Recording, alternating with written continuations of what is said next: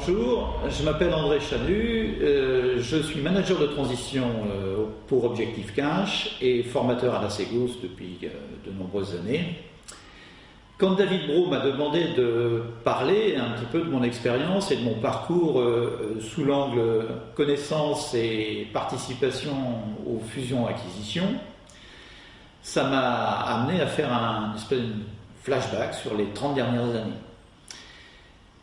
En fait, on vit toujours en proximité avec ce sujet, voire au cœur du sujet. Si je prends mon expérience personnelle, j'ai commencé il y a une trentaine d'années, à l'insu de mon plein gré d'ailleurs, à participer en tant que salarié à une fusion-acquisition qui allait nous amener du cabinet Helios, qui était un magnifique cabinet français des années 70, jusqu'au Ernst & Young que l'on connaît maintenant.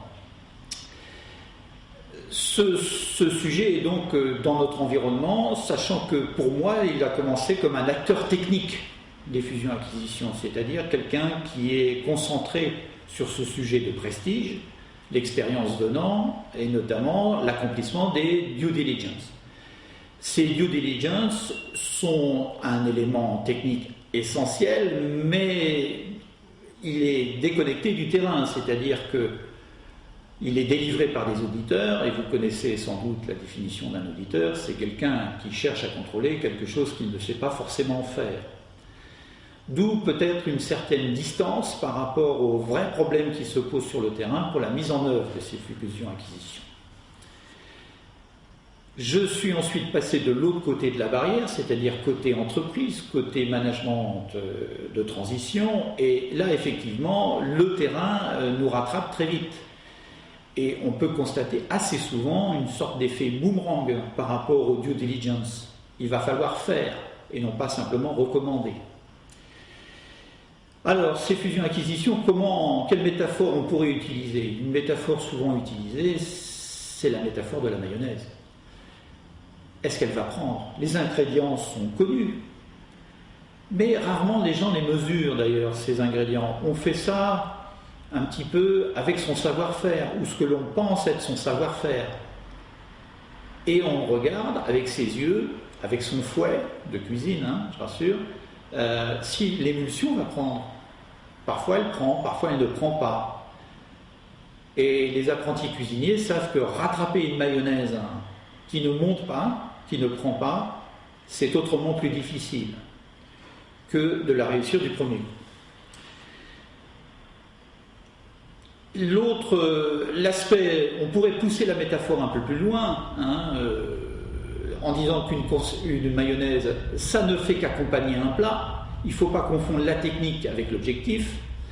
Ça ne se conserve pas trop longtemps, ça peut rendre très malade, ça peut même conduire à l'hôpital, voire plus loin.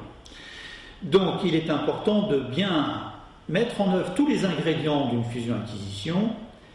Et si j'avais 3 recommandations à faire ou à tirer de mon expérience, avant le processus de fusion-acquisition par lui-même, bien mesurer l'état du contrôle interne de celui qui mène cette fusion-acquisition en tant que leader pour voir quel est son apport au processus d'intégration. C'est un point qui me paraît essentiel en préalable. Pendant la période de fusion-acquisition, autour de la signature, un peu avant et surtout un peu après, ne pas perdre de vue le cash et ne pas s'investir excessivement dans des problèmes très techniques et laisser la trésorerie hors de contrôle. Et enfin, surtout après la signature effective, qui est en fait un acte de baptême de départ, c'est là où tout commence en vérité, bien s'assurer que les décisions qui sont annoncées sont claires, que les décisions qui sont mises en œuvre sont légitimes, sont équitables, et surtout prêter une grande attention aux hommes tout au long du processus, et spécialement après la signature, car pas mal de comportements vont se révéler à ce moment stratégique. Donc voilà ce que je pourrais dire après 30 ans passés autour du processus de fusion-acquisition.